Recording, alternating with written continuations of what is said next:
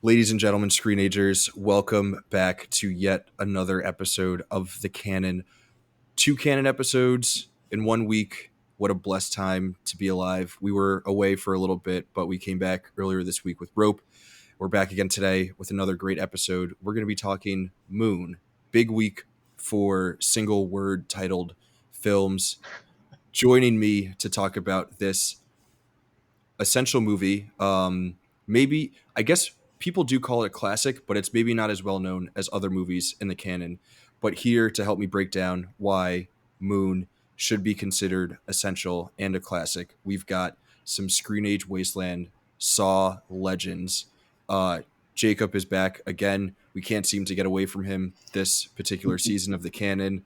Bob is also back. It's not Bob Tober yet, but he still decided to come on and talk Moon with us. And back from the dead, we thought we lost him, at least on the canon, even though he's still around on the website every day.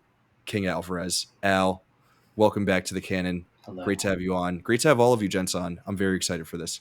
How is everyone doing? All right. Good. Yeah. Doing pretty great. The fall's going so well so far. All first One day of it. Yeah. It's good to see Alvarez. I don't think that we've been on a podcast together since Godzilla. Was it? Yeah, was it Godzilla? Yeah. God, it was that long ago. Yeah. Yeah. That's so funny. Someone was asking me if I was listening to Gojira today, the French heavy metal band. Yeah. I don't know why. He just like Just came up to me in the randomly. office and he was like, "Hey, are you listening to Gojira?" And I was like, "No." But cool. Okay. So, but you should because they're pretty good. I've heard good things. I'm not a big heavy metal guy, unfortunately. It's a different kind of heavy metal, though. I think like it's not. It's pretty solid. I dig it, and it's. Okay. I'm not a huge heavy metal fan either, but I like it. I will. I'll check them out. Yeah. I don't know why. Yeah. Random aside to be talking about during this Moon episode, but you know that's what we do here. We go on weird little tangents here and there. Bonus recommendation there. Yeah, a bonus recommendation on the front end, the rare front end early in the episode recommendation. Go listen to Gojira, and I will do the same thing, and we'll all have a grand old time. But that's enough French heavy metal talk for today, because we got to talk some Moon. And I think we can just jump right into this one, because I think it will be a pretty healthy and lively discussion. I've got 3 great guests who are going to have great thoughts and opinions about this movie and what makes it essential. So I guess just for some background on my end, I personally had not seen Moon, but I saw that it was in the canon. I feel like this is kind of a favorite film amongst Screen Age Wasteland contributors. I feel like all of the usual suspects, Sailor, Kane, obviously Al and Bob, are all fans and have been talking about this movie for a while. So I was super excited to check it out. So I just watched it. I finished it earlier this morning. Started watching it yesterday. So it's my first time watching, and I watched it and I was like, I get it. I totally understand why people rave about it so much. So that's sort of where I was coming into this episode from, in terms of like my background and understanding with Moon. And Jacob, I'm going to start with you, because I understand that you also had a similar experience with Moon and hadn't seen it before, and recently picked it up on DVD and decided to Yes. coming on here would be a good excuse. I saw it was in the canon, and it's up my alley in terms of sci-fi. Just what it was really appealed to me. I actually tried a few months back to pick this up on DVD, because I go to thrift stores and get these things for like $1 usually, instead of renting them, or inevitably they'll be on a streaming service I don't have. So I went to America's thrift stores. All the DVDs are marked at like $2, and I pulled out. I'm like, oh, Moon is here. And so I pull it out. And I'm like, yes, this is perfect. I can watch this for the canon, and maybe I can do that pod. And I look at the price tag on it, and it's $32. What? And Holy crap. I'm like, what is going on? And so I brought it up to the cashier, who also was like, what in the world? Why is this $32? But they also said there was nothing they could do about it to change the price there, like at the Oh cash boy. register. Like it'd have to go through some like back end process. So I had to just abandon it. But thankfully, I did pick up a $1 copy of Moon a few weeks ago, There you go. and so popped it in when we needed an extra host on this podcast and got to watch it. Yeah, I was really excited for it. I do like Sam Rockwell from some of his other projects, and it's a sci-fi thing on my alley. I will say I didn't fully fall in love with it on this first watch. I'm really interested to see what a second watch will be like, just given the nature of this movie and how many different things you might pick up on a second watch of it. Um, but I mean, it held my interest. I think it's a very interesting movie. I can see why it's so beloved in the canon. Um, but yeah, it's just one of those things where I just might need another viewing to really hit my stride with it. But um, Or yeah, maybe by the end of this discussion, you'll come around to it and be very like, yeah, very I do love likely. it. Yeah, So hopefully Bob and Al can fully convert you. It sounds like you're like mostly in, but by the end, I think you'll be all the way in. So Bob and Al, my understanding is that both of you guys saw this in theaters when it came out and have been big fans of it ever since. Al, I kind of want to start with you. How did you like first hear about this movie? Am I correct in saying that you saw it in theaters? And like, what was your initial sort of like reaction coming out of the theater having seen this? I don't remember how I first heard of it. I guess it was my old job. I knew one of the guys that did the movie reviews and stuff, and we're always talking about movies back then. So um, I probably just saw it was coming out. I was like, "Oh, Duncan Jones," and I found out that he was, Bowie's kid and Sam Rockwell. So I was like, "Well, I'm in." Right? It just seemed right up my alley, and I think I went that on a date with somebody. Well, it doesn't matter. I saw it in the theater, and I know that I walked out of there and was like, "Damn, that was really good." And it's like I said, it was Sam Rockwell, and he carries the movie. And we'll get into all of that, but like he is just the movie, and you can't have somebody not good to play that lead and be in a movie like that. So that, and the soundtrack. I mean, it's probably one of my all time favorite scores. It's the music and it's super super good. I mean, I think Clint Mansell's pretty great in general, and he just did some outstanding music in that one. So it was just all of these things, and I walked out and I was like, "Damn, that was really good." And then I think when I saw it again on DVD when it came out, I was like, no, that's still a solid movie. I love it, and it just, I think I got hooked, and I've seen it a few times since. I haven't seen it in a while, so I'm the one who's probably seen it the least recent out of all of you right now, but Mhm. I think I could still pull stuff out of my ass to talk about it. Oh, absolutely. I'm totally sure of that. Yeah. And it'll still all be great stuff. Bob, did you have a similar experience? Did you see this in theater? Am I No, correct? actually, I Oh, didn't see it in theater, and I don't know how widespread the release was actually, but we don't get a lot of stuff. Like I didn't get to see the lighthouse in Maine because they didn't show it. that's silly. Uh, yeah, it's One you state that know needs the lighthouse is Maine. one Yeah. state with one state with like half the population of New York City for the whole state. So, but I But it's I a very think I lighthouse still heavy state. yeah, it is a very lighthouse heavy state actually. Uh, Mostly not haunted, mostly.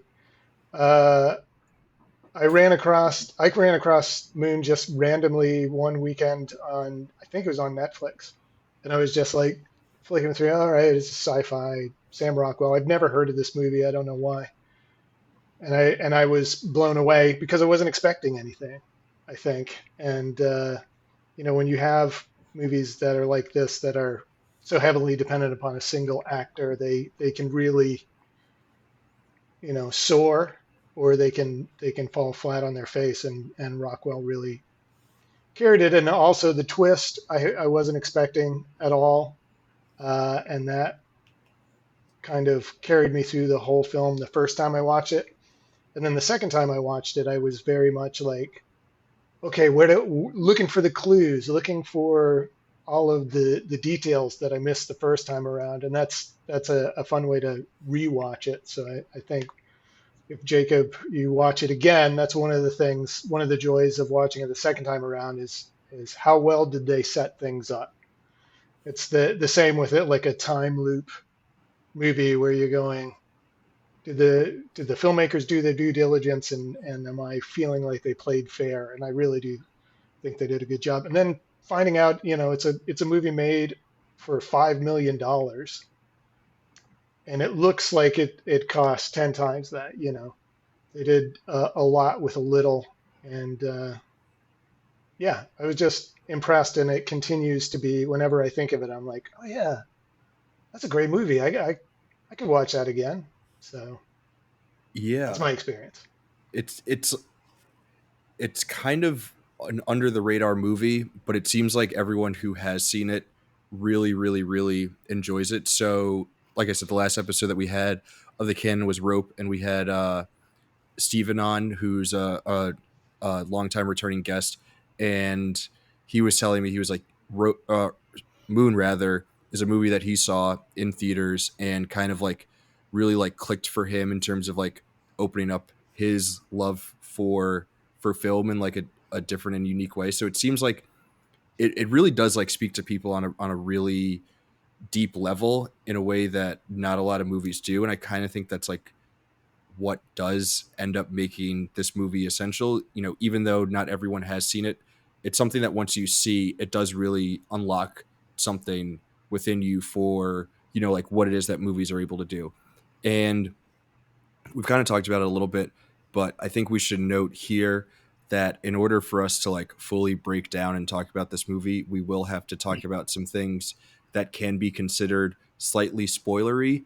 You can probably still follow along with the discussion and then like go and watch the movie later and still enjoy it. But if you want to go into Moon and you haven't seen it and you want to go in completely blind, which is how I went in, which was great. And it sounds like that's kind of how a lot of us, if not all of us, went in. If you want to do that, pause us right now and then go watch Moon and then come back to us once you've seen it so that you can like fully enjoy the conversation that we're about to have about this movie. So, a lot of great things to chat about with this movie. I think the main thing and probably the place where we should start is the Sam Rockwell performance because like Al, as you said, Bob, as you said, and Jacob, you probably said this too, but like the whole movie really hinges on his performance, and it doesn't work if he's not all that good. And the he's good as like a single actor holding it onto this performance because he is playing multiple versions of the same person against himself, which is always a really, really, really hard thing to do, especially when it's not just like, okay, you're playing against yourself and you have these other actors to play against. It's really just him playing against himself and like the voice of Kevin Spacey, which is, now weird for reasons. Yeah. But what do you guys make of the Sam Rockwell performance? Like, is this one of the best acting performances of the 21st century? Is that an overstatement? What do we think about what it is that Sam Rockwell is doing here? I thought Sam Rockwell's performance was very good, very solid. I don't know if watching it the first time through, I initially thought one of the greatest performances of the 21st century.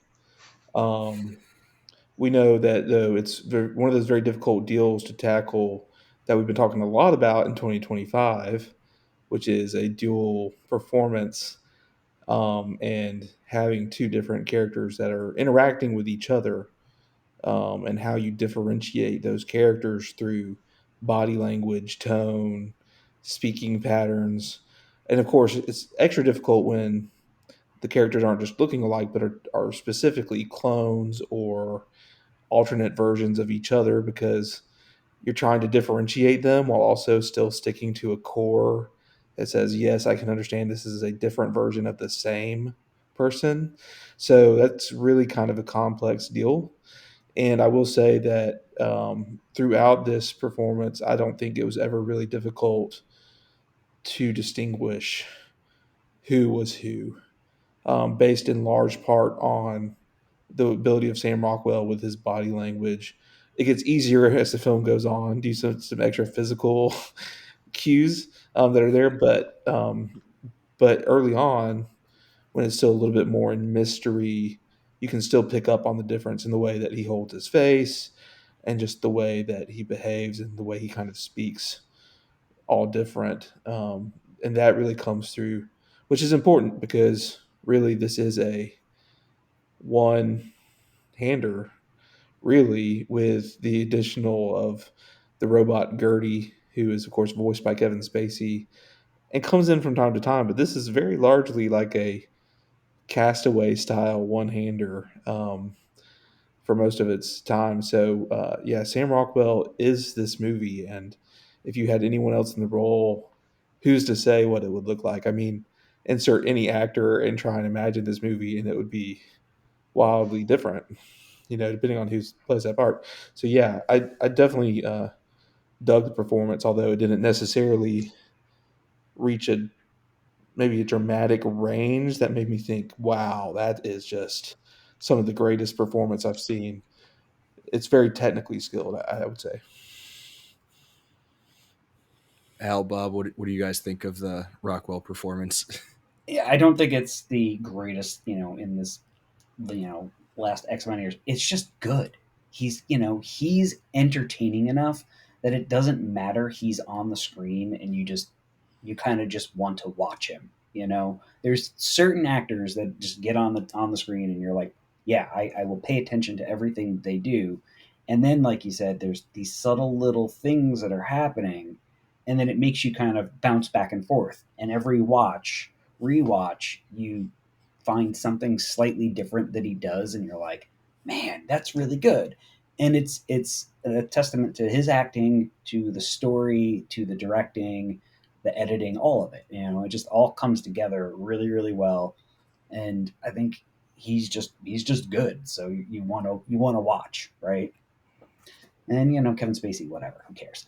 But I forget that he's even in the movie because it's the robot and that's it. So I've kind of learned to just set aside, movies and him in general now. Like he did what he did, that's fine. I'll still watch Baby Driver. I will still watch The Usual Suspects.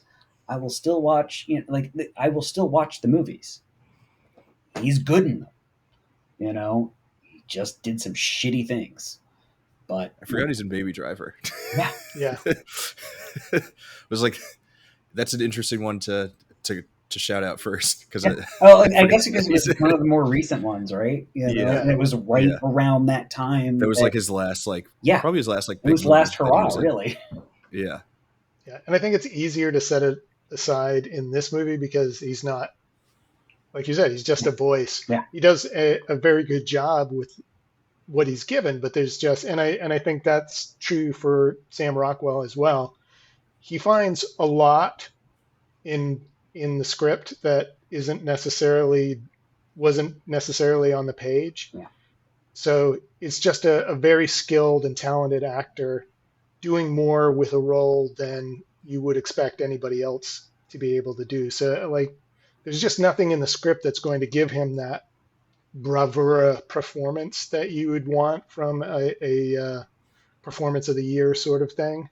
But just watching a master of the craft work, even with this kind of more, I don't know, subdued, I guess, performance, is fantastic as well. So, and watching it a couple of times, the differences between the two versions of the character and the journeys that they take, and seeing, we've already said that he's a clone, and then there's a clone that's at the start of its journey, and then there's Sam who's nearing the end of his time at his job in the space station, and the things that Sam has learned and progressed in, and seeing the Sam as he must have started 3 years before, and the stuff that he's still dealing with, the anger issues and the not facing up to some of the aspects of his personality that the other Sam obviously has, and seeing those play off each other. It's a lot more complicated and complex an interaction between those two characters than it initially seems. So it's super fun to see somebody do that kind of work with, what is essentially just a genre film. Right. Yeah, it's a weird. So like, obviously, it's not going to be the same depth of a great performance as something like Daniel Day-Lewis in as Daniel Plainview or whatever, which is probably actually the best acting performance of the 21st century. But Jacob, like you were saying, that script and that movie has so much available to him in terms of what it is that he's able to do and like the depths that he's able to reach. And while this script is like pretty interesting and does give us the opportunity for a really interesting movie, I think what Rockwell is doing is like a much more the prospect of like what it is that he has to do is much more difficult than just like, okay, you're an actor and I need you to fully embody this particular character, where he's doing this weird high wire act of like being two versions of himself, and again, not having anyone else to play off of. All of the other characters in this movie are either him or robots or faces on a screen, which is extremely, extremely difficult. And the fact that he's able to like make it work at all is kind of a miracle. I don't know that Sam Rockwell could do Daniel Plainview, but I also don't know that Daniel Day-Lewis could do Sam Bell. Yeah. Also interesting that both of those actors are playing characters with the same first name. Yeah. Do with that what you will. It's, I like to think of it as it's actually the same character, it's just that you have it at, you've got your two different points. So like, since they're clones, like, yeah, there's subtle differences, but those differences are really just what happens from point A to point B in their timeline. Where like if we were to watch like it straight through and be like, all right, this one's gone and the next one comes in, you'd see him kind of do the same arc with the next one that came. It would just keep going in that time loop kind of circle. But since they kind of abbreviated it and made that crossover, it's like, oh shit, this is cool to watch them play off each other. It's interesting that you say that, because I wondered this time around, we see at one point how many clones there are, and then how many have already been decanted, so they up to the point where they are, there've been 5. But this is the first time that Gertie has actually gone out of its way to actually help Sam. And so I couldn't help but wondering, because I love movies that are about identity and what makes us who we are. Is it our upbringing? Is it experiences? Is it genetics? What is some weird combination of that? So when you have a character that has an arc like that you can see physically, this is where this person ends, this is where this person starts. How do they get there? And I couldn't help but wondering, is there something about the Sam that we start with? And in my head, there's our Sam, which is the first Sam, and then new Sam. Yep. Is there something about our Sam? Is there some path that he took, something he learned about being a human being that changed how Gertie felt about the clones this time around? Yeah. So that concept of like seeing the same character in two different points in like their character arc, but then interacting with each other is also just a really weird, interesting kind of like meta playful experiment with how it is that we understand story. Right? Like how often do you see a story, right? We know character arcs. We like know how they work from being people who watch movies and read books and all of that stuff. But rarely, maybe never, do we get the opportunity to play with the idea of characters like becoming aware of that arc through the lens of another version of themselves that is in a different point in that arc. And now, like you were saying, it then becomes like a weird time loop movie Yeah. in a weird way. So like the other question that I had about this is like how it is that this is like not even surprisingly, but this is like a really subversive and inventive way to make a sci-fi movie. And it's cool because it's a sci-fi movie that isn't just like, here's like a big space exploration thing where we get to like see the stars and we have all these fancy visuals and VFX and stuff. It's using the genre to explore some like really, really, really interesting thematic elements about identity and what it means to be human and how it is that we understand time and all these things. But it does it in a way that's so not flashy that I think that's what really like makes this movie excel in a lot of the ways that it does. I don't know, like I feel like Bob and Ali, or actually all three of you guys are big sci-fi guys. So what did you think of this movie in terms of like how it is that it's playing within the genre and really being like super radical and how it is that it's presenting a story within the genre? I mean, I love the simplicity of it. I mean, it's just it's a sci-fi movie.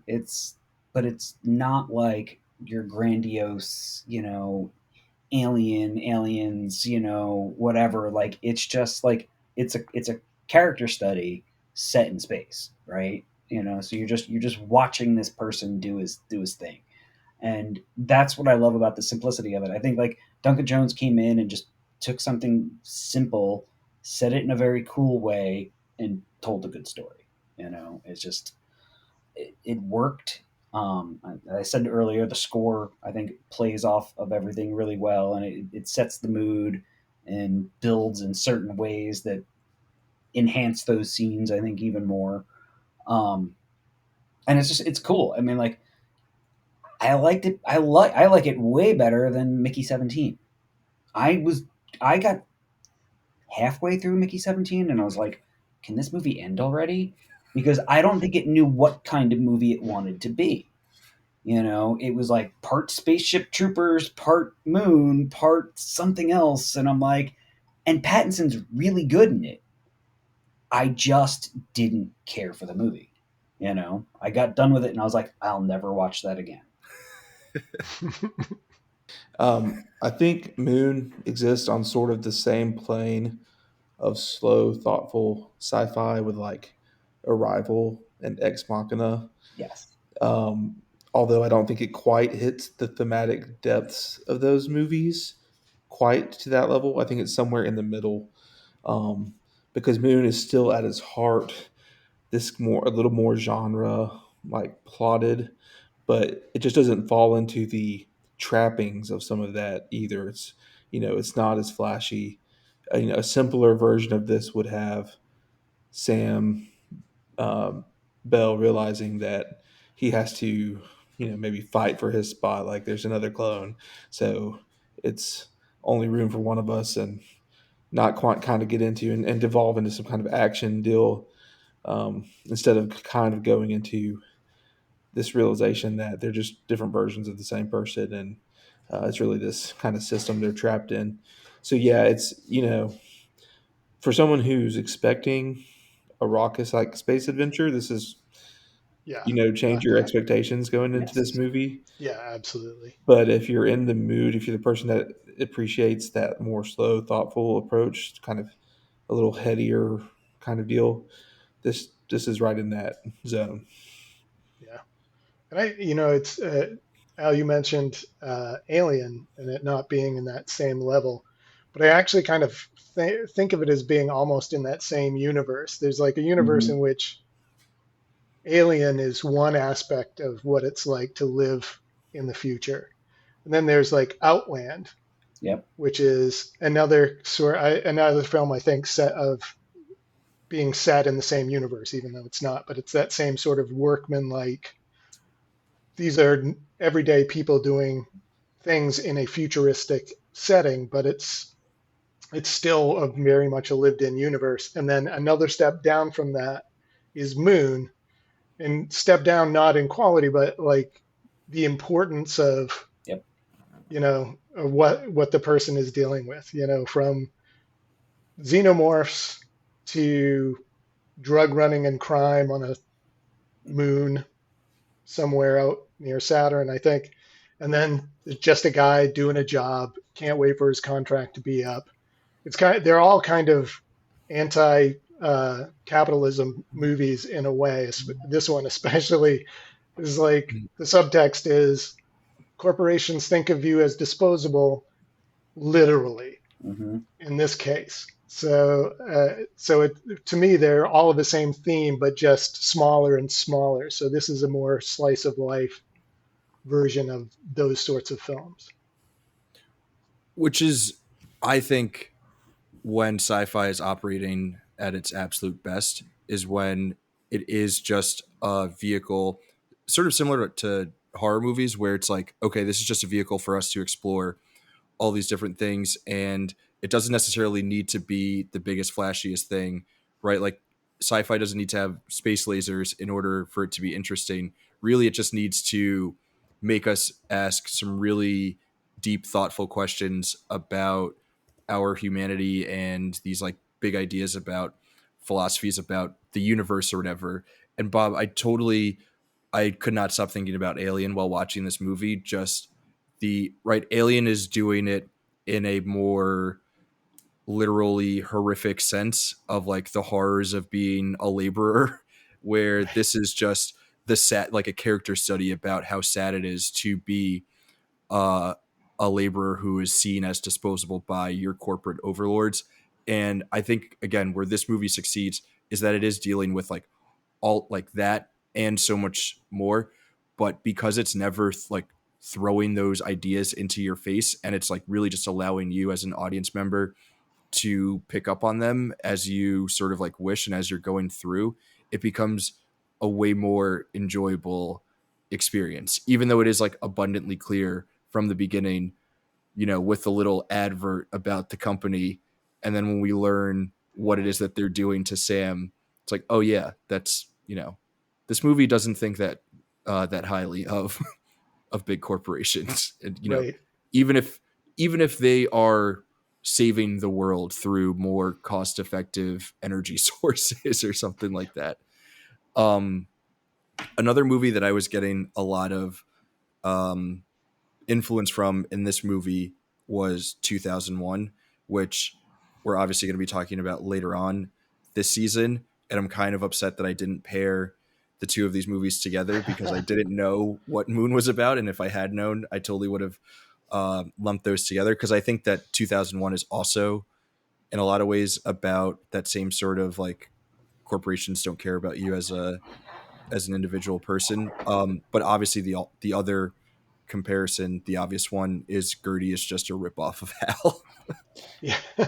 And I think it's to me too. When I was watching this for the first time, the interior shots, it feels a lot like 2001 in so many ways.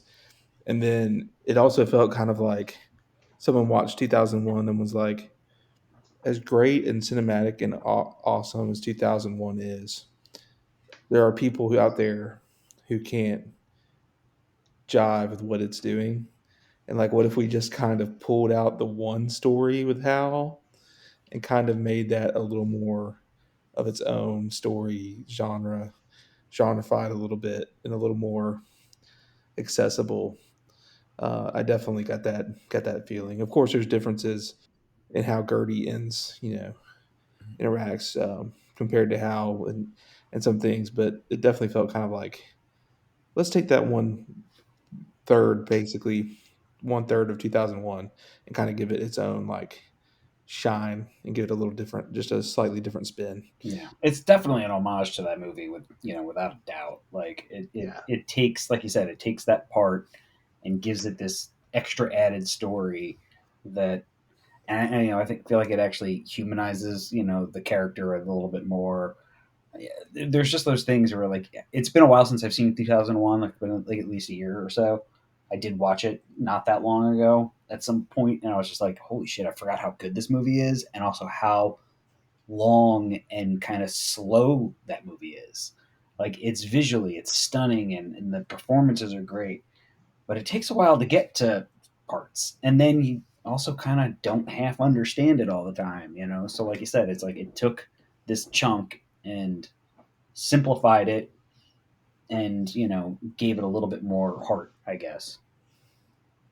It's not as cold as a Kubrick. Yeah, and it shies away from that ultimate Hal moment Mm-hmm. because they do kind of build up the ambiguity of Gertie for a while there to the point where when our Sam is trying to get into his personnel file and Gertie comes up behind him and that arm starts moving, you're Mm-hmm. like, so this is it. This is where we get the Hal moment. And when it doesn't happen, it was a nice surprise the Yeah. first time around. And I actually love the design of Gertie. For some reason, it reminds me of I can't even remember the movie that it reminds me of. Silent Red Running, Planet. actually. Oh, Yeah. The robots in Silent Running, for some reason, that's what Gertie reminded me of. But I just love that he's so ubiquitous in Sam's life. One of the things that I noticed this time around was the number of coffee stains on Gertie's carapace, from just where Sam has sloppily set down innumerable coffee mugs Right. over time, and that's how comfortable he is with Gertie. That's pretty great. I don't think I've ever noticed the coffee stains. I'll have to go back and look at that. Oh yeah, It's funny because we talked about Mother or Alien before, and I was like, you got Mother and Gertie and Hal, like they're all in there. You always kind of have to have that robot character, and like I don't know if you're watching Alien Earth, it's I'm an episode behind. Don't spoil me. I'm like I'm like 2 or 3 behind, so Okay. don't worry. I think I've only watched the first 4. I think what this movie does so well is that even though it's pulling from things like Alien and 2001, and from my understanding, it's also pulling a bit from Solaris, which I haven't seen, so I can't really speak to that portion. But what it's doing is like similar to what Jacob was saying, where it's like honing in on this one aspect of 2001, where a lot of movies are like, I want to be 2001: A Space Odyssey, or like, I want to be Alien. It's like, well, those movies are Alien in 2001 because they were made by some of the best filmmakers ever, and everything had to go right for those to be the masterpieces that they are. And it is really, really difficult to recreate that. But if you take elements of those movies and you strip it down and you make it something small and you do it on like a super personal level or whatever, you can make something that is really cool, like Moon. So I think that this movie, I don't know if you guys agree that this movie like really understands what it needs to be in terms of the scale of the story. Did you guys think that this could be like a play, like a one-man play on Broadway or whatever, in a weird way? Yeah, it is. It's very stage bound in its presentation. It could easily be done that way. So yeah, it didn't occur to me at the time, but I can see it now. With the obvious caveat of that being, you have to make it look like there's two of the same guy um, Yeah. on stage. I mean, you But could yeah, just have him. You can have him wear half costume, and then he just turns whenever he's the other one. Oh my god. Yeah, that ping pong game's going to be rough doing Yeah. that. Yeah, or it's just theater of the mind, I and mean, it's just him, and if you he's get not two actually interacting guys with looking someone. about the same, acting about the same, you get a pair of twins, you could pull it off. If you you could really do it. There wanted we to make go. it a play, you could do it. You just might need a little bit of a specialty, like a twin audition, Yeah. Yeah. something Yeah, like that to make it work. But other than that, it would definitely work as a stage play. Yeah. Yeah. there are ways to make it work. I want to go back to the Sam Rockwell bit because we were talking about it. I think before we started recording, but I did also want to mention on the episode proper that I was never really a big Sam Rockwell guy. I've always like kind of enjoyed him in stuff when he pops up, and I never really realized why people felt so strongly about Sam Rockwell as an actor. I was like, yeah, he's like he's in like the solid tier. I don't think that I would ever go see something because Sam Rockwell is in it. And then I watched this and I was like, oh yeah, this dude is so great.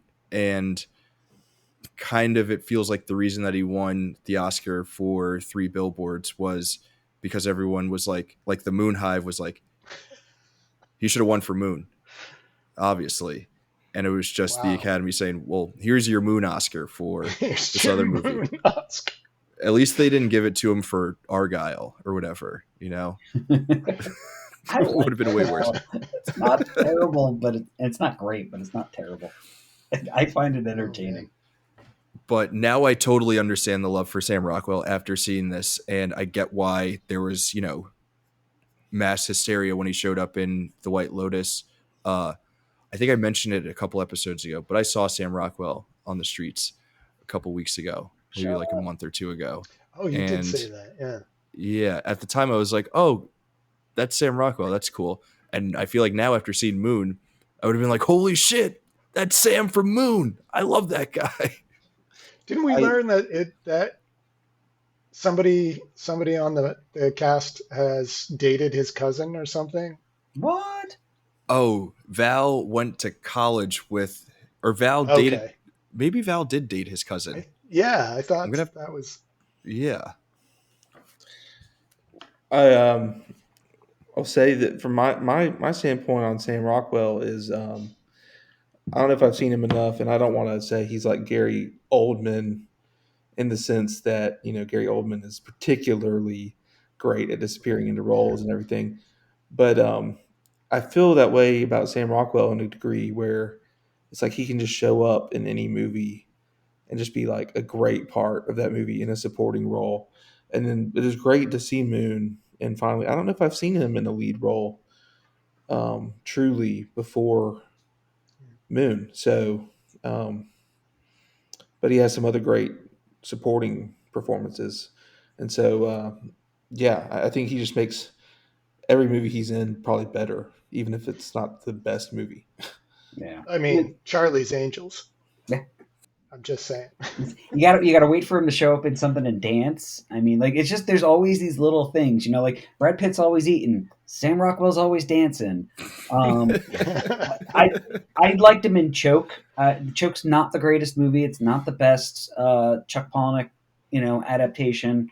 But I like him in it. I think he's really good in it. That's probably one of the first like real like leads that I saw. And well, he was the lead in Confessions of a, what was it? Dangerous Mind. Shopaholic. The Confessions of a Dangerous Mind. You know, Yeah, he's really good in that. The Chuck Berry movie. Yeah. And he's not the lead, but I fucking love him in Hitchhiker's Guide to the Galaxy. He's so good in that movie. You know. It's like these, but you're right. Everything else really was like little side roles and things. And prior to that, I mean, really his two biggest things were, oh no, he had Green Mile too. Forgot about that. Holy shit, he's in that. He Sam seems like a Rockwell, delightful guy too. Yeah. He does seem really. He seems nice. He seems like a very nice person to be around. Yeah. Sam Rockwell is like bacon. You can add it to almost anything, and you're usually not going to be disappointed that it's there. You're usually going to be pretty happy. I just had a weird moment where I'm like, I think I met Sam Rockwell. I think that I had to. It was, again, I was telling you about this before we started. My old job back in the day, I used to go photograph some like stuff with the one of the guys who did movie reviews, and he did interviews with celebrities, you know, for upcoming movies. And I am now 99% sure that I photographed Sam for Choke.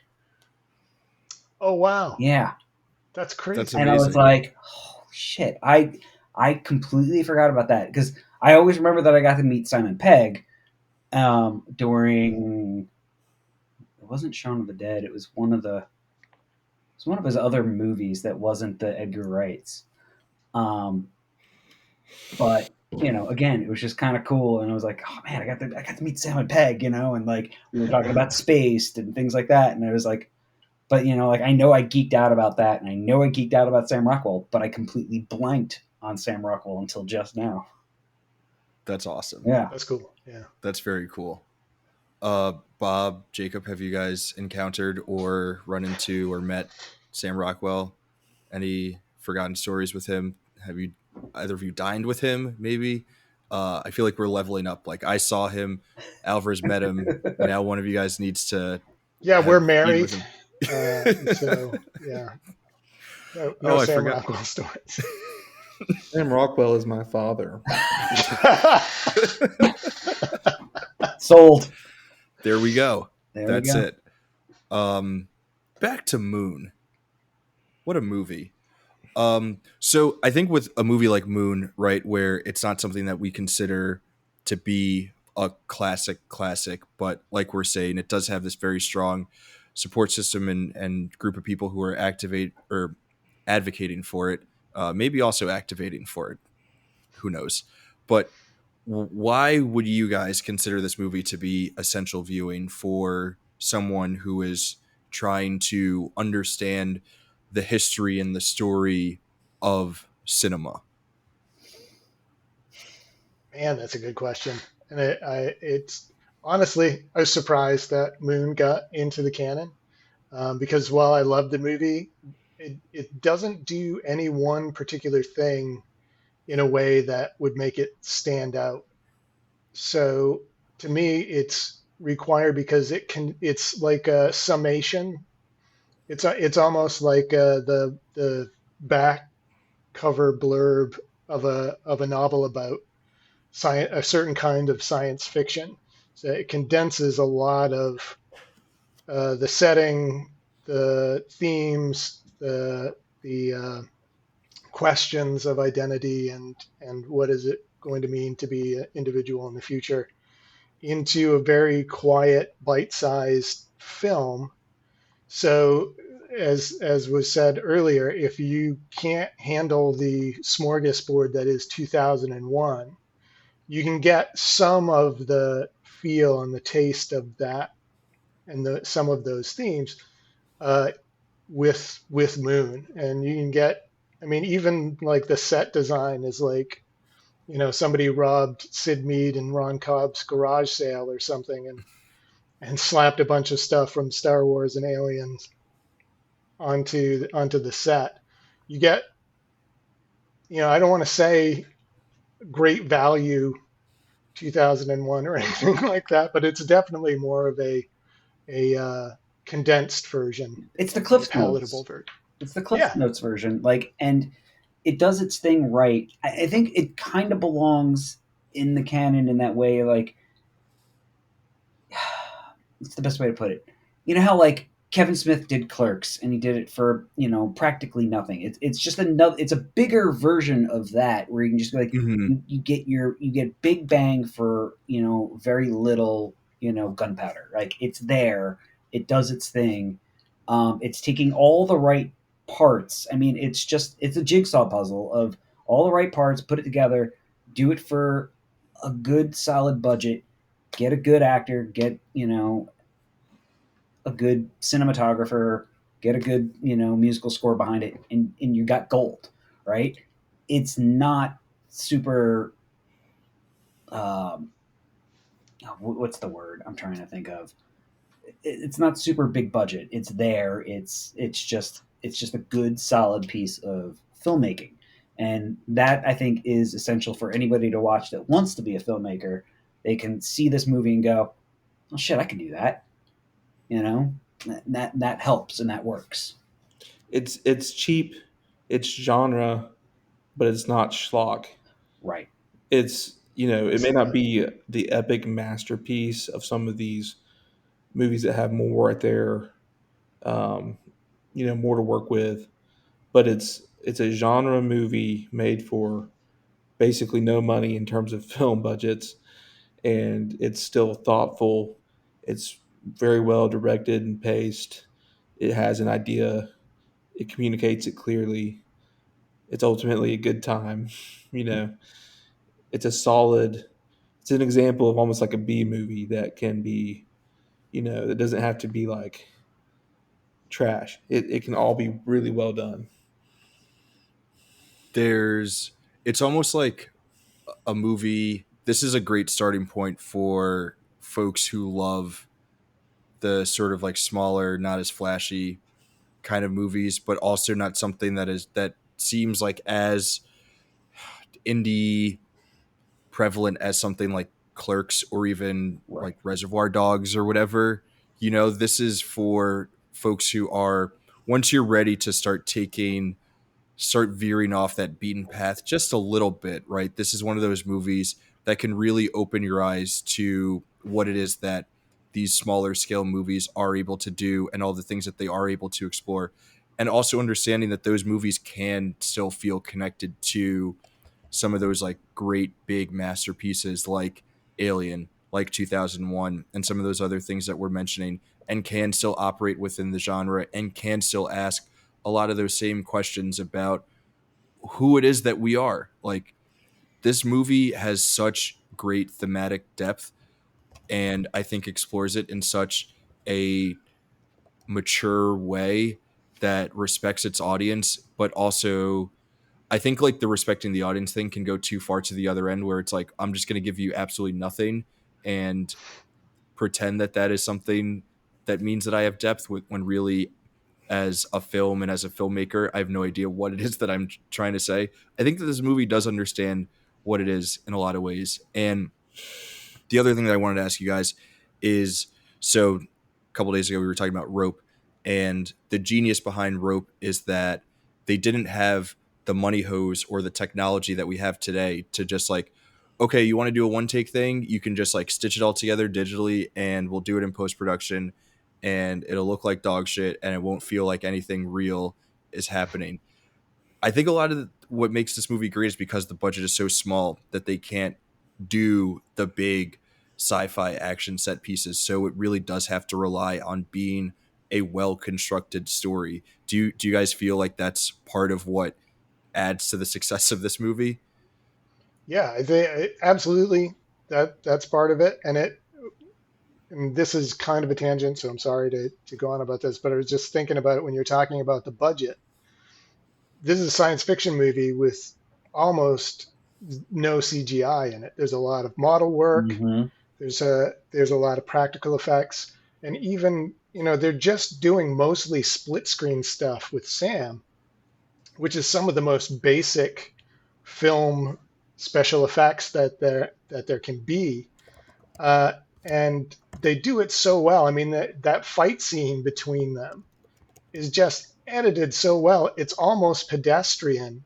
You don't have any idea how well they're putting that together when you watch it the first time. And then you're like, just how they made sure that when there were both of them in there, that you couldn't see the face of one, but not in a way that made you feel like, oh, well, there's a stunt double. Oh, there's a stunt double. Oh, the hair's different. You Like, could tell. Yeah. yeah, Mhm. exactly. That sort of thing. And it's one of those things. You've only got $5 million. We got to build a set. We got to do all this stuff. We got to pay Sam Rockwell. We can't afford the CGI. So how do we make do with what we have? And that's one of the lessons of this film too. Is you can make, like Godzilla minus one. You can make a great film with special effects that are low budget, practical. Not so much with Godzilla minus one. I know, bad analogy, but with this and still make a decent science fiction film. Yeah. I don't know, Alan and Jacob, if you guys had thoughts on the scale and budget of this movie and how it sort of allowed the filmmakers to focus then on other things that aren't just big flashy CGI set pieces. Yeah, I think that if you were restricted in your amount of money, you make a better movie. Look at how most things are like. Look at we'll just bring in the MCU. You look at Iron Man, that first one, and it had a much smaller budget than most all the other ones to follow, and that movie looks great, right? And then you get to Endgame. As much as I love Endgame and Infinity War, they're fun movies. They just look super CGI. They don't have that same vibe to them. So it's like, and Ridley Scott, like he did great with Alien, and then he comes back for Alien Covenant and Prometheus, and kind of shits the bed. Like I don't think like he just had all the money in the world, and couldn't pull it off. Can't pull off that same vibe. So I feel like when you're restricted in that way, you're bound to make a better movie. Yeah, I mean, I think we've Jaws. seen it so many times, and I think the restriction, especially in the sci-fi, those restrictions help to push like creativity, and it helps you to think about things maybe at their core. Like Alvarez was just saying, Jaws. Like, what's scary about a shark is not the fact that yes, like it looks kind of scary. It's got a lot of teeth, yada yada. But like the really scary thing is it operates in a plane of existence that you can't access or you can't see, and it can just come up and snatch you from it. Like if you go enter that plane, it can snatch you at any time, and that's the fear that Jaws really gets in on. And then you have these lo-fi sci-fi movies like um, some of these that I love. Y'all probably haven't even seen them. Time Lapse, Infinite Man. Some people might have seen Coherence. That's more popular. Mm-hmm. These really make you. Um, this challenges you to be like, how can we get this sci-fi concept across without engaging in special effects that are going to cost a bunch of money? And you have to do it through like dialogue and like exploring the thought of it. It's not it's weird, isn't it weird that all these people look like each other and they're in the same place? I mean, Mm-hmm. that takes place in Moon, obviously, to a degree, but it's like you have to like let's say out loud or let's explore it through character work of how they're feeling about that and their identity. It's a lot more interesting than just seeing a bunch of doppelgangers running around or whatever. So it really forces you to focus on the core concept then instead of just throwing, oh, that would be a scary image. Yeah, there's like the gap of where the money would be that you have to fill with a certain level of creativity.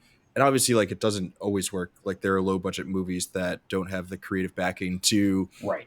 feel like something like Moon. But, I think that when your creative hand is forced because you can't just throw money at the problem in order to solve it in the initial way that you maybe thought you would solve it, whether it be having more CGI or whatever it may be, or like having certain camera equipment that you can use, or more time in the editing room, right? You then have to fill in the ways that you thought that you were going to solve the problem with more creative ones.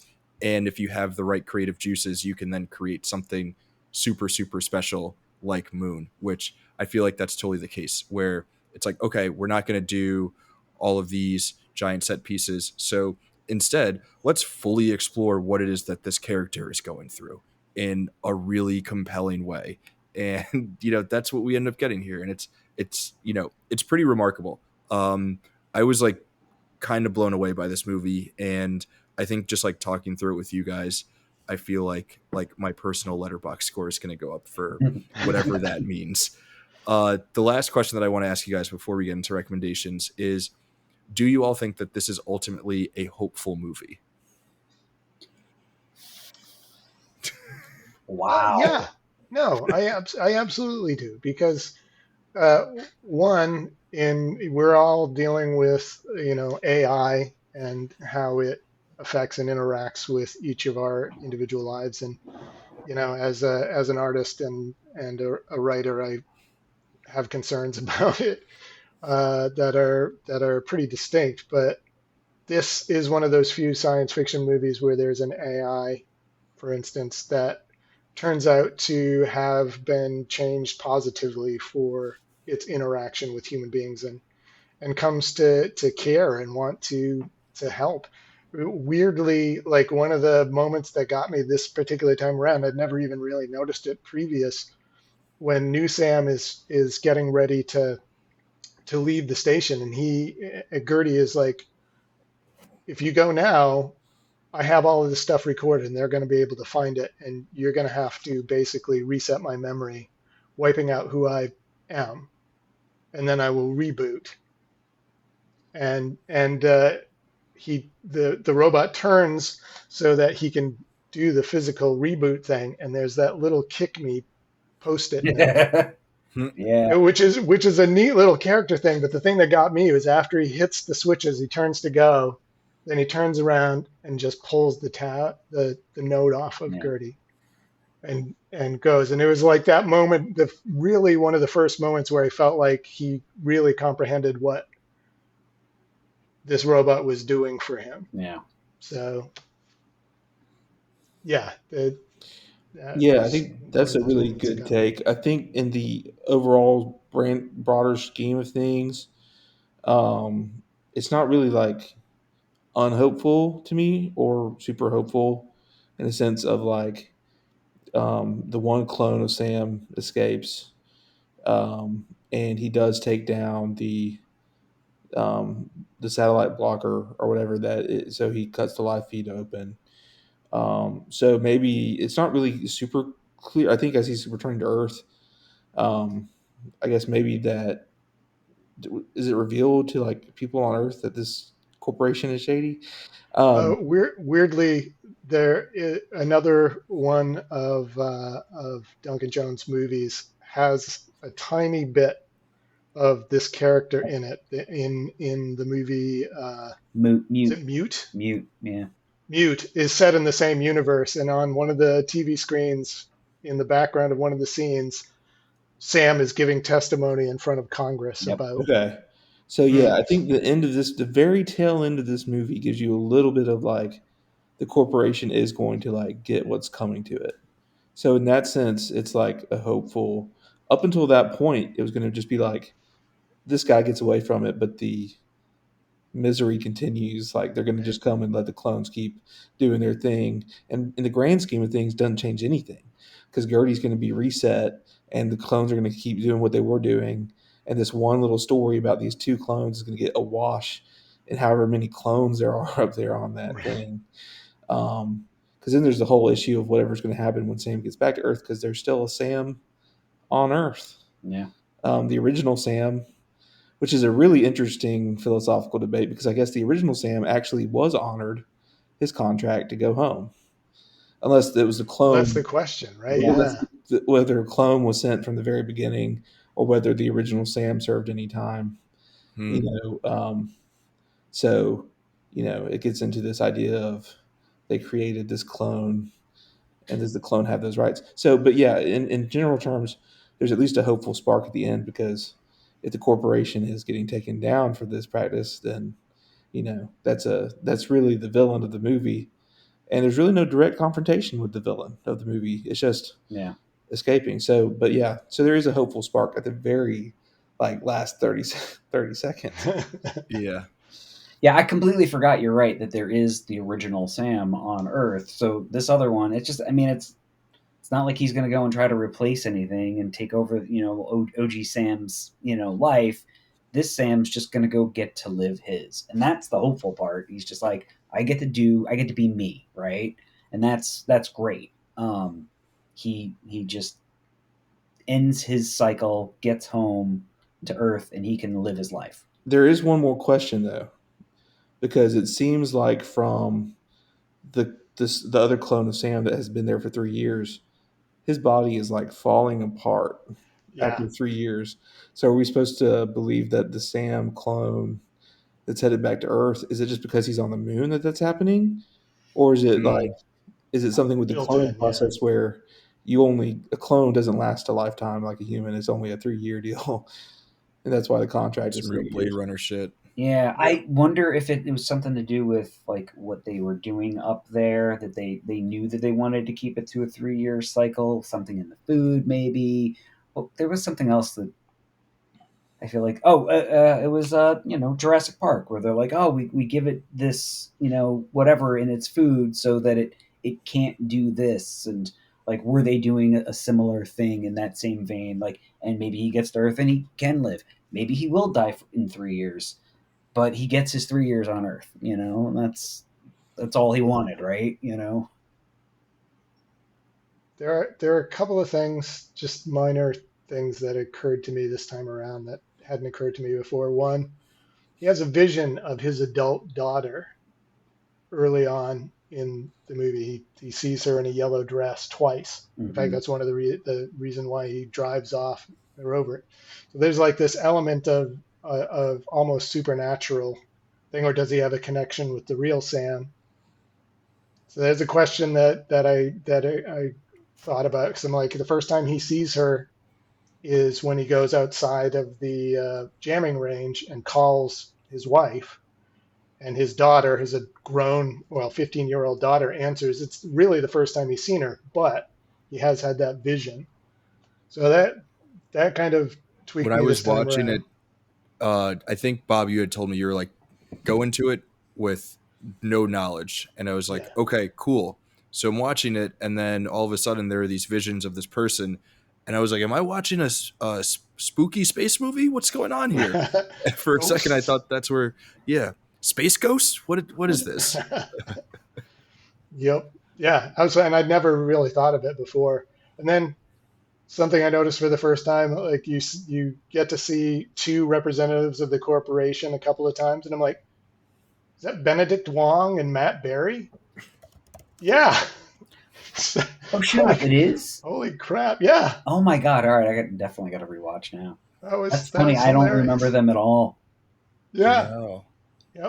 I'm not sure that I would have known them Yeah, it's true. at the time that they were in the film. Yeah. So I because definitely that was don't think like I would have known Matt 2009. Berry at So all. Yeah. yeah, yeah. That's So, hilarious.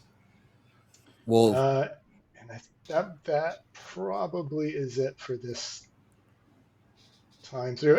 And of course the stupid Chesney Hawk songs from Doctor Hollywood. The I am the one and only that he wakes up to when his alarm goes off. Little nice in joke considering he isn't. the one and only. Yeah. I see what you So did there. I didn't yeah. pick up on that at all.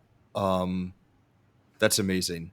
This movie, I'm fully on board now. I get it. I get why people rave about it.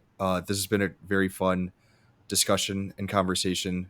So thank all three of you again for hopping on. This has been a ton of fun.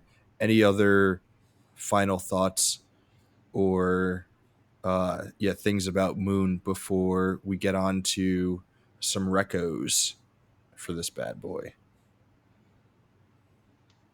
If you haven't seen it, just watch it. I mean, Yeah. it's not going to hurt you.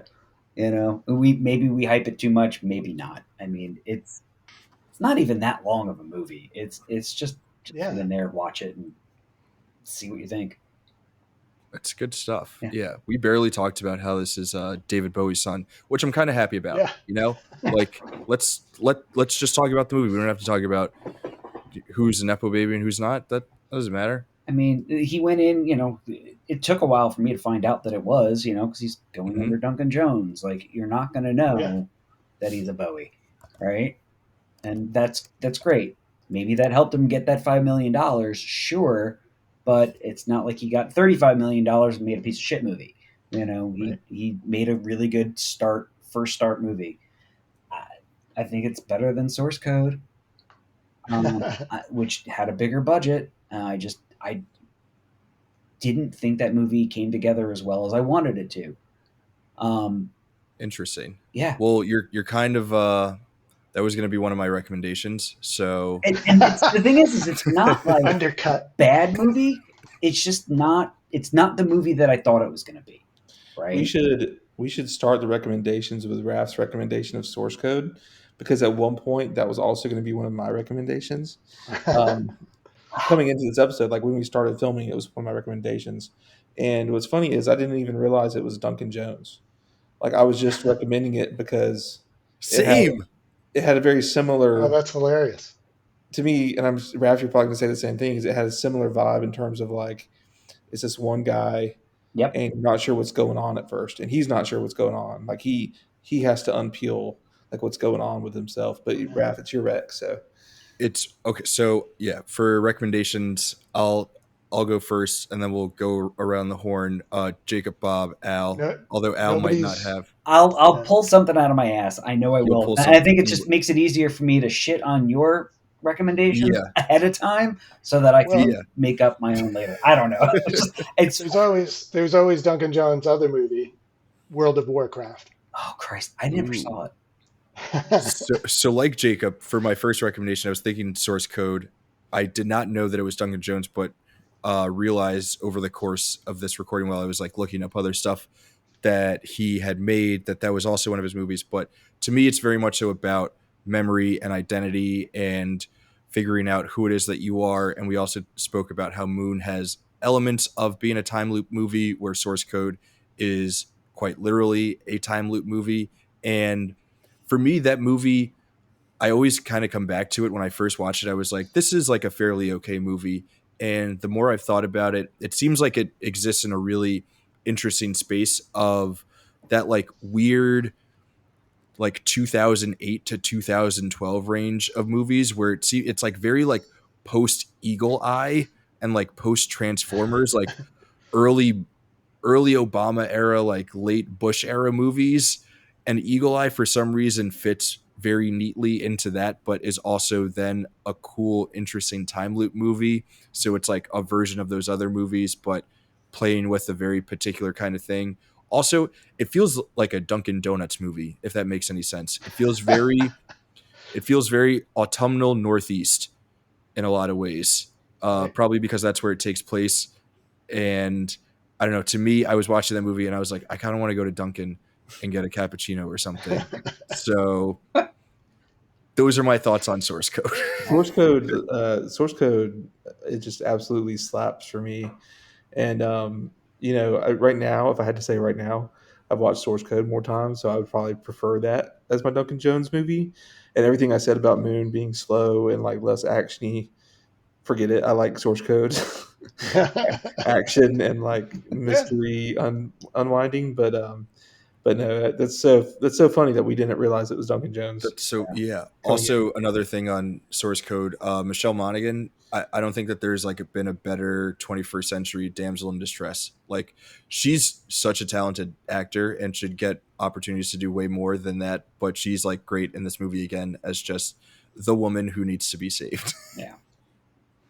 So So I Jake, did know that Source Code was Duncan Jones, obviously, since like I had kind of followed it, and I was like, and I think that's why I felt like it was a disappointment, because I really liked the simplicity of Moon and the what I said, the smaller budget, and then it's like then you get this bigger budget and just I don't know, something didn't hit. There's some really really good stuff in there, and I just think by like the third act it just kind of falls apart for me.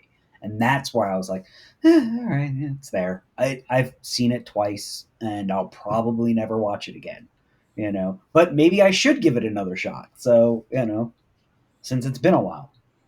it's an interesting movie because I don't think that Source Code is going to be something that like everyone loves, but for some reason I like it. It's working for me. It works for Jacob. Al, maybe it'll work for you. Bob, TBD. Um, Yeah, I've seen it once, and this is the one with Jake Gyllenhaal, Yeah. right? yeah, Yeah. So, and I remember enjoying it, but I don't remember much else about it. So That's how I felt about I will me. check it out. I saw it once, and I don't really remember much. I do remember the Sam Rockwell part. Other than that, I don't remember much. amazing. All right, so we said we're gonna go me, Jacob, Bob, Al. Right? That's the order.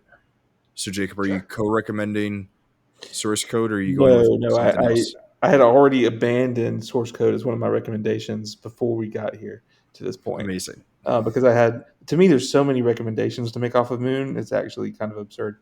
So I want to do one of my favorite dual performances in a sci-fi series that is kind of um, a little bit underseen, maybe, or underappreciated, and that This is. is me getting ready to cross out one of my.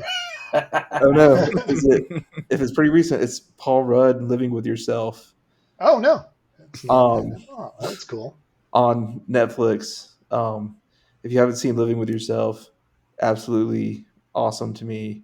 Kind of a dark comedy, sci-fi drama. Paul Rudd is kind of a schlub who there's this treatment you can go and get a better version of yourself. A very expensive treatment at a very rundown seeming massage therapy. It's like a very rundown little place. And the gimmick though ends up being that you're not just making a better version of yourself; they're cloning you, and the original that you that's going there is you're supposed to die. And the original Paul Rudd wakes up buried underground and comes out, and then he comes home to see that the better version of himself is in his place, living the life that he wants to live. Wow. And so he's like confronting his better self, while at the same time it digs into the better self is really just still him. And so it's like the flaws that aren't there start to become, the humanity of that starts to set in as well. It's got some great comedy, got some really great deep themes. Paul Rudd is awesome. And yeah, just not enough people have seen it. Sounds cool. Cool. That sounds like a fun Paul Rudd project for sure. I like it. All right, Bob. What do you have that was not crossed off? All right, so I'm going to go with a older clone related television series that I enjoyed very much. Uh, Orphan Black, which stars, and I don't have access without internet. I don't actually have access to my second brain, but is it? Tatiana Maslany? Is that her name? Yes, yeah. Who most recently played She-Hulk on Yes. the Marvel TV show. She does an amazing job. It's basically about it's about a lot of things, but it starts with a young con artist who finds a woman that looks exactly like her on the day that that woman commits suicide. And she takes over her identity because she looks exactly like her, and this woman has a much better life. But everything turns out to be fantastically more complicated, and there are substantially more versions of her out there. And Hmm. she's just amazing. She has so many different characters that she's required to play. They interact with each other in different ways. 5 seasons. It's amazing and definitely worth a watch. Nice. Hell yeah. This is the most excited I've been about recommendations in a long time. I forgot. Started watching Orphan Black, but I never finished it. And I think it was one of those ones where like maybe there was too long of a gap between a season or something like that, and then I Yeah, just kind of was like, all right, whatever, and I just never went back to it because I thought she was fantastic in it, and I yeah. just never kept up with it. And isn't there now like a new like spin-off of it or a new Not that I had version of it heard of, but coming out? that's amazing if there is. Yeah, Yeah, I feel like there is. I'll have to look at that. cool. So, all right, since I was not prepped for having recommendations, completely forgot about that. Raph didn't give me homework. Uh, this is going to be funny because I was thinking more along the lines of one person movies, and like how they can carry things. And then Jacob said something about the Paul Rudd one and being buried. And then I was like, oh, shit. What about Buried with Ryan Yeah, Reynolds, which he carries that fucking movie in a really, really good way. It's him trapped in a coffin, right? Like that's the whole movie, but it's got a good twist. He carries the movie in a way that I hadn't seen him carry, a film in a long time. So I was like, all right, that's a good one character, solid movie that could be a good recommendation for this, not sci-fi, but taking it in a slightly different yeah, direction. I like that. Yeah. yeah. The It's a good one. rare good performance from Ryan Reynolds. Right. I haven't Where seen it, you're like, but okay, whatever's Ryan Reynolds, right? He's I've actually heard good really things. fucking good in it. Or I Um, could throw in Locke with Tom Hardy. Whew, Yeah. that's another solid one Just gonna person movie. scrape all of these off my or list. you could throw in Tom Hardy in dual roles in Legend, which is kind of a shit movie, but Yeah, it really wasn't very good, and I was kind of bummed. yeah, Or but it Tom is a movie that Hardy exists. in 1.5 roles in Venom. We're all over the place right now.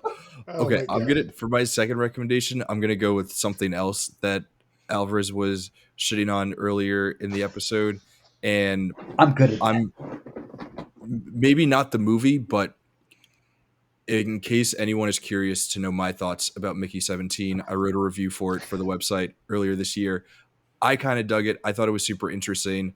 I understand not enjoying that movie if you had seen Moon first and you're like, oh, this is just like not doing Moon stuff.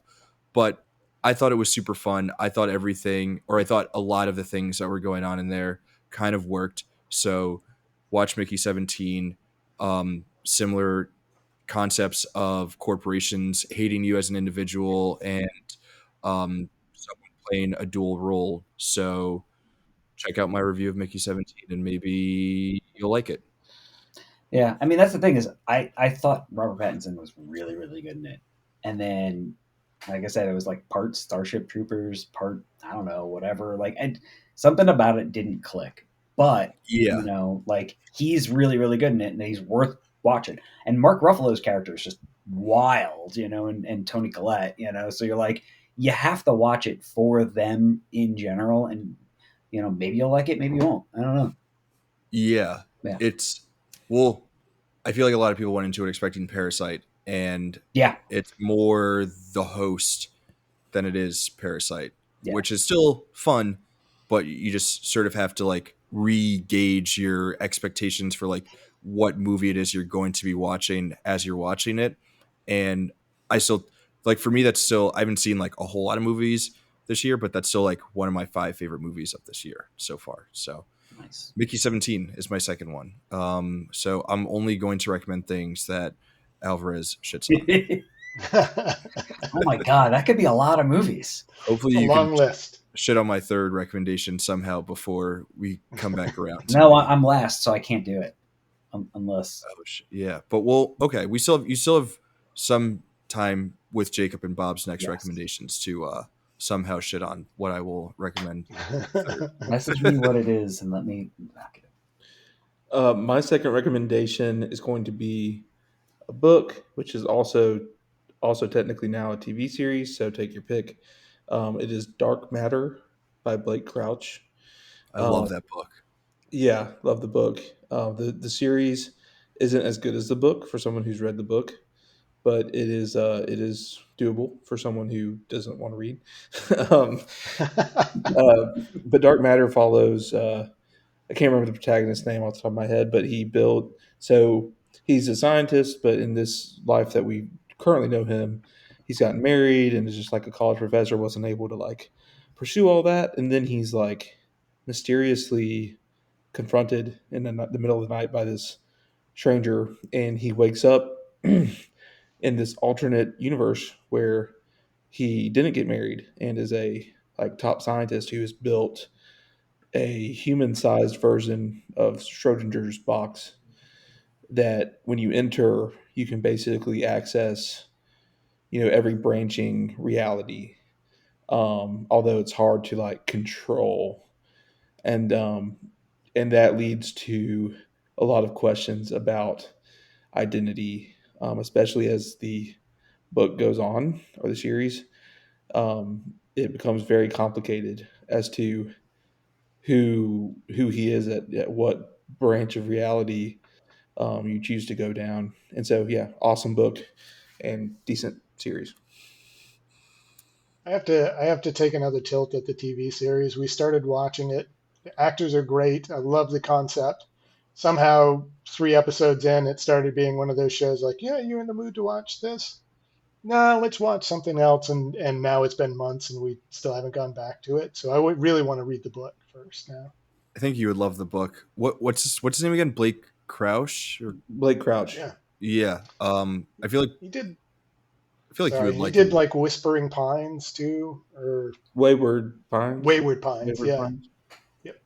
Yeah, I feel like you would love him, Bob, if you haven't already like checked out some of his stuff. He only has like 3 novels, so you can like knock them out. They're all great. Yeah. Recursion's cool. Or no, I On haven't the read list. Recursion. What Upgrade is Upgrade. cool. Upgrade, yeah. All right, Gotta check cool. Recursion. Yeah. All right. For my second pick, there's how weird did I want to go with it is the thing. But I guess I'm just going to go with something that's only tangentially related. It's a quieter, smaller, not as influential or even as interesting a film as the film that it's a sequel to. And I'm picking it mostly because the artificial intelligence character gets sort of redeemed through the course of the film. I'm talking about Peter Hyams' 2010, The Year We Make Contact. It's not a great movie, but it's not as bad as you remember it being. it's still an entertaining sci-fi film. It suffers from its relation to one of the greatest films of all time. Uh, but it's got a great cast. Helen Mirren, Roy Scheider, bunch of great actors in that movie. It's a fairly decent science fiction film that just cannot in any way reach the heights of the film that it's a sequel to. But it does have a moment in which Hal, once again restarted by his original creator, uh, gets treated like an actual person, and as a result, saves the day Hmm. at the end of the film. So I only saw that's that once. the connection. The first thing that I remembered is that Roy Scheider has a pool in his house that has dolphins in it. That was the only thing that I remembered before I saw it a second time. Oh my god. Anyway, Yeah, I only saw it once. I I remember just hating see it. Ralph's face is just like, I've never seen it. No, I'm enjoying watching Al try to think up recommendations on the spot. Yes. It's a very I actually fun do thing have my to. next two. It's the Okay. my reasoning behind it. The next two are going to be very, very weird, right? It's That's what we like. there's no real. I mean, the next one I'm gonna say Primer, right? Like oh yeah, you want to go low budget sci-fi movie time loop. The movie's fucking great. I mean, I remember the first time I saw it, from the opening shot of the garage door opening, I was like, I'm in. Like I was just like like that shot was cool, and the movie is really complicated and really really smart and really really well done. And it's that same thing. You get restricted by your budget and do it in a way that you can still make a smart and really good movie. I think that ties in line with that, with the way Moon was with a much smaller budget. It's kind of like that in between Clerks and in between Moon, low budget but really really good movie. Um, and the main actor was the writer. He did the score. He did everything right. But again, I Yeah, think he's he also was kind like of a the math troubled. consultant Yeah, on the movie because wasn't he like a theoretical yeah, mathematician, yeah. and that's why he was like, I'm gonna write a time loop movie that is actually mathematically accurate or Correct. whatever. Yeah, Absolutely. And it's just I think it's just a great movie to watch. It's one of those ones where you're like, I knew nothing about it going into it. Somebody just said, watch Primer. And I was like, okay. And I think I was doing Netflix DVDs, right? I was doing that long time ago. And I was like, I'm in. I was like, holy crap, that was really good. It was one of the few that I didn't send right back. I would usually watch a movie and return it the next day so I could get my next one. And I was like, no, I got to see that again. yeah, So, the movie kicks ass. yeah, I'm kind of surprised it's not in the canon. me I could too. see a lot of Screen Age Wasteland contributors really loving that movie and yeah, wanting it to be represented. But yeah, that's a great recommendation. That's awesome. For my third one, am going to recommend a book that is about to be a movie that is also about a guy in space who is alone and is figuring out who he is. Kind of similar to the way that like clone Sams wake up and they don't really remember much, and they have this robot that's telling them about their life, and they're slowly regaining their memory and learning about their identity and all that stuff. I'm kind of interested to see how the movie shakes out because it's not necessarily the directing and acting combo that I would have envisioned when I was first reading it. But I'm recommending Project Hail Mary, which will be starring the Goss and directed by Lord and Miller. So maybe they'll make it a little funnier than the actual book was to me, but should be interesting. it does look good. It does look, yeah. I love that Hopefully, book too. hopefully that does succeed. Because Raph, have you read Artemis?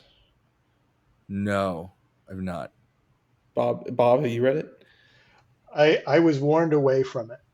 Really interesting. Yeah, Well, I've read Artemis, and it's from Andy Weir. yeah. It's a moon colony set book. So it would be a great recommendation to go with this, and it was one of my recommendations. but this is my way of recommending it without recommending it, Nice. Nicely done. so that I can get my real recommendation in, because I just want to stunt for it.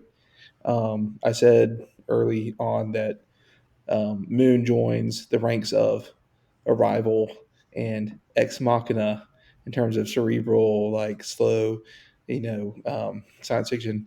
And Ex Machina is not in the canon, and it should be. And Ex Machina is freaking awesome. It's got a lot of heady thematics about identity and humanity and what it is and what separates us from AI. So I mean, it's not really the same themes as Moon, but just a great kind of a chamber piece. It's a low budget chamber piece. Like it all takes place in this one isolated area, and it's mostly like dialogue. And I mean, there is action, but And dancing. most of the tension is just like dialogue between characters, and that's how you propel yourself forward. And so, Ex And Machina, definitely. the project of a nepo baby. Wait, who? Alex Garland. No, not Alex Garland. Who? Oh my God, who's the guy from Banshees of Inisherin and Oh, not Gone for El? Donald Gleason. Yeah. So Gleason's son Oh, is yeah. I forgot. Yes, the main dude. Yeah. you're absolutely right. Okay. He Yeah. was a great nepo baby. Yeah, sometimes nepo babies are cool. Not all nepo babies suck ass. Yeah. A lot of them do, but not all of them. It helps when you're like the nepo baby of a dude that just seems like really cool, like Brendan Gleeson. Yeah. Oh, it's me. I had a bunch of different things on here. And then I The shit on Martian them. was definitely a thought. And we were talking about Andy Weir. Gravity was another, talking about single Mhm. character movies. But I'm going to go with a movie I actually mentioned already earlier, Douglas Trumbull's Silent Running, which is I can't remember, it's 1970s. It's one of I think three films that special effects whiz Douglas Trumbull directed. Another one was Brainstorm with Christopher Walken, which is also a good movie, but nothing related to this. Silent Running is about a one of Earth's last bioships, which the Earth apparently has had some kind of ecological collapse. They sent out a bunch of ships with biodomes to preserve different aspects of the Earth biodome, and it's become too expensive, and the order comes down to basically destroy all the domes and head back home. And our main character decides that that's not going to happen, kills everybody on board, and takes the ship further out into the solar system and slowly goes mad with only robots for friends. Lots of things wrong with it, with the movie, including the fact that nobody really understands what the inverse square law means as far as amount of sunlight the plants are going to get the further out in the solar system they go. But it's a great little character study. I cannot for the life of me remember the name of the actor, and once again, don't have access to my second brain. Oh, it's But he does an amazing job. And the little robots that are part of the crew are straight progenitors of R2D2 and C3PO. You can absolutely see them, the cute little robots that he. Bruce Dern. Bruce Dern, thank you. Yes. Yes, he's fantastic in it. Fantastic in it. So it's a great little character sci-fi film done with very little money and a message.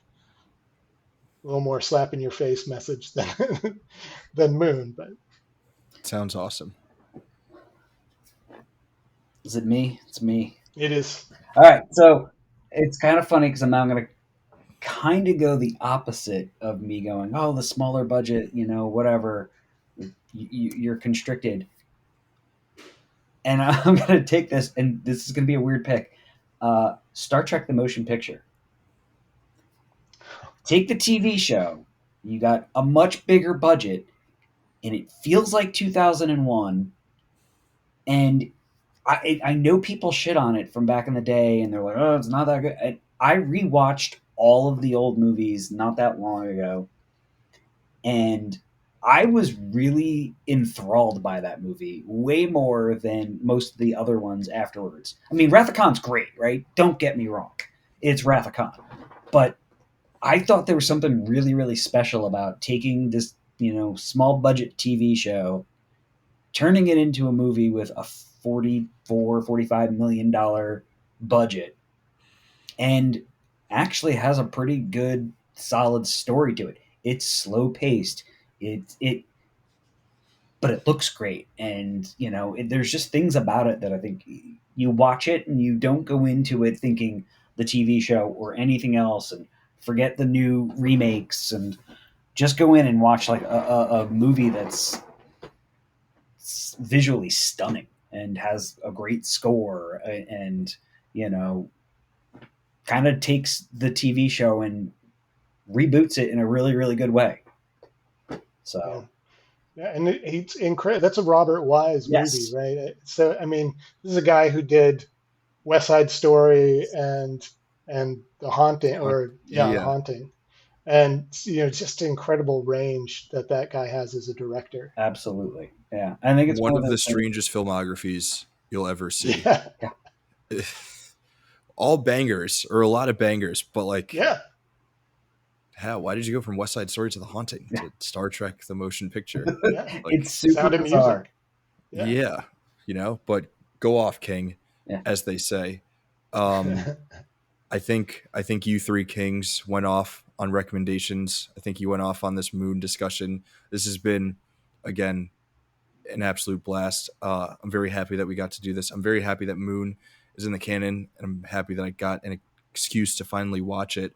Um, Before we get out of here, since you all are Screen Age Wasteland contributors, what do you guys have on the website that folks can check out? Either recent stuff or stuff that's coming up. I feel like Bob's got to go first because it's about to be Right. the season of Bob. It's about, yeah. It's spooky season has definitely started. I'm actually playing catch up still on Fear Flashback Friday because I skipped most of August. So we're doing double features this month. I think we've done Jalos and J horror and 80s horror. Who knows what next week will be, or actually last week, the way that we do recording stuff. And then, yeah, there's a ton of stuff coming in October for. We've got a bunch of lists going. There, of course, is the recommendations that a bunch of us are going to be involved with, and yeah, you'll see me all over the website for the next 30 days or so. Amazing. Can't wait for it. Nice. Love spooky season. Love spooky Bob. Al, Jacob, what do you guys have going on? Well, I have this book. I think this comes out Wednesday, right? Yeah. Raph and I have already um, taped a new pole position podcast that comes out, I think, probably Thursday, with a graphic thumbnail provided by Alvarez. So we all, and Bob, you're welcome on the show sometime. um, Yeah, but we're talking about the post festival reactions. It's a major paradigm shift in the Oscar race discussion, because now a lot of critics have seen all these movies. So that's fun. And then following on that, Including me yes, at yes, TIFF. Raph I went to am a TIFF. very well respected and uh, official critic who yes, goes to film that's festivals awesome. and critiques Oscar movies. I mean, it's basically made it. Raph's made it. Oscar Yeah, voters are we'll be definitely telling taking. stories about how we met Raph that time. Yeah. Or I'll go, I think I met Raph, right? No, yeah, Yeah. maybe I did. I don't know. And then we'll shit be on the movie he's talking about. Raph's my dad. Full circle. Well, soon. Pole position will also kick back up full time in the written form. Now that Oscar season is nice. truly upon us, so that will be returning to break down categories and races as they heat up. So yeah, that should be fun. Al, what do you have for us besides holding up the entire backbone of the website? Right. Yeah, it's like I don't really do a whole hell of a lot these days. Um, on the site. I handle the images and stuff. But I did put out the 25 my 25 greatest punk rock documentaries. Yeah. And I was like, let me try something. I was like, I haven't written anything in a while. I was like, I gotta do something around here. And it's a solid little list. I mean, I after I published it, I was like, I should have swapped some of these around. Like I immediately knew like, but that's probably the newest thing I've actually written in a long time. I think I did a couple other canons um, Right. towards the That's a sweet season, list. which You also do the most fun post on the website. You keep Weekend Fallout alive, yeah, I which mean, I do that every week. Yes, it's the one that it's rinse, wash, repeat. You know, like it's not hard, so I just try to get it done. But even then, I'm always scrambling to do it. but it's I love What that did comment everybody publish section. this week? Okay, let me see. Okay, you know, like I used to be really good, and then like call out Bob's reviews and call out Ramona's reviews, and now I'm just like, here's our reviews because we've got more people doing them regularly that I'm like, I can't keep track of them all. I don't want to have Yeah. this. I'm like, here, let's just do this, and but we've been trying to, pop off more things. The Canon videos are always great. Just the even Canon write ups. We were alternating those every week, so there's lots of good stuff going on. I think the site may get a refresh soon. We've been talking about it. It hasn't nothing's decided yet, but we may have a facelift for year 20 or whatever we were on. I don't know, 7. Um, so I lost track of how many years we've been doing this. But that's the newest thing I wrote, and yeah, I'm Yeah, here that's a doing fun stuff ass in the list. background. Gotta check that out. Also, if we have anyone who's listening who doesn't take part in the Weekend Fallout comment chain, uh, start heading over to those posts because there's a lot of fun. People just talking crap and talking about movies Yep. and TV shows that they watch in a week and video games and all that fun stuff. Yep. It really is a ton of fun. But yeah, so much. We got Fear Flashback. Ramona's still doing her Rom-com rom-com rewind. rewinds. Yep. Val has a bunch of great editorials and reviews. The Canon podcast is now back after taking a few weeks off. Ton of other great reviews. We got Pole Position heating up. It's a great time to be a screenager, to be totally and completely honest with you all. We are going to be back on the Canon pod next week with 2 more episodes. We're doubling up again next Yeah. week. And Bob, get excited. 2 Bob episodes. We're going to be talking War of the Worlds and The Invisible Man. So Oh yeah. Ooh. stay tuned for that. We're getting ready for Bobtober. Valtober is also kind of coming. She might be on one of those episodes. So it should be fun. We obviously, as always, hope to see you there, wherever it is that you're catching us, whatever feed it is that you're finding us on. We'll be back here next week. And as always, in the meantime, we'll see all of you lovely folks in the wasteland. Bye, everyone. Have fun, kids.